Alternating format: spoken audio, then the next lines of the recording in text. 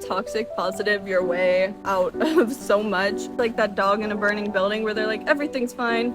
You can do that, but then it eventually will like just hit you. And that's kind of what happened to me, where I was like, I was doing okay, like I'm telling myself I'm doing fine, I'm doing fine, I'm doing fine. My world kept on getting smaller and smaller and smaller and smaller until finally I was like, boom. I was crying every day, and like I was in a very bad mental state because I was holding in all of this, like, you're okay. Have you ever like tried to bomb a hill like on a skateboard or like a longboard or something, and you've had to bail?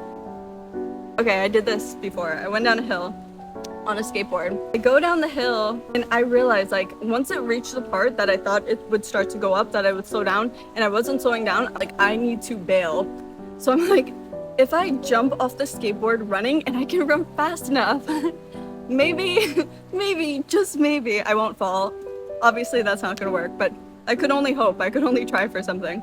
So I jump off and I just start running as fast as I can. My feet can't keep up. Thud, thud, thud. And then I just feel my body whoosh, fall in front of me, and I just whoosh, slam so hard. Oh my God. And that's kind of what toxic positivity will do to yourself, where the bird's wanting to, thank you, it's agreeing with me.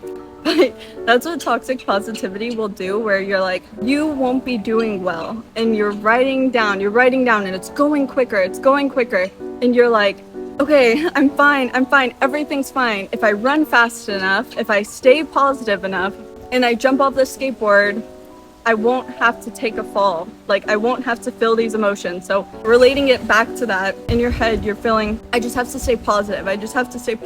You have to flip this and see it as a positive thing. Like, this is a good thing, actually. I actually wanted to be hit by a van. Obviously not. Whatever you're dealing with, and it can start to pile up, because obviously with life, there's going to be bad things that happen. So you're going down, and just life is adding up, all of these things that you're like, it's okay, it's fine, I'm okay. And then all of a sudden you have to jump off and you're running, right? And that's where life really just is. Something really terrible happens and you're like, damn, that was a lot. Like, I just had to deal with so many things.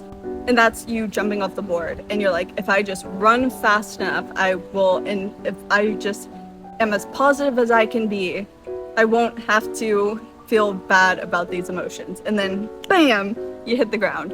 Everything crashes and you feel all of the emotions that you were holding back while bombing the hill.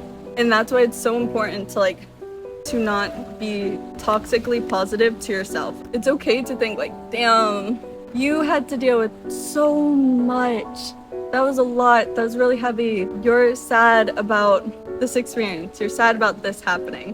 And that's okay. And like, being sad and allowing yourself to feel those emotions, rather than like, just be positive, like, I'm happy, where it's like, oh yeah, I'm not feeling like the best, but like allowing yourself to observe that and sit with those emotions, rather than, one, intellectualize them, which I have a problem of doing, and then two, forcing positivity on yourself, when I think it's the concept of feeling sad is negative. Removing that from your mind of like, to feel sad, to be angry is a bad thing. It doesn't have to be bad.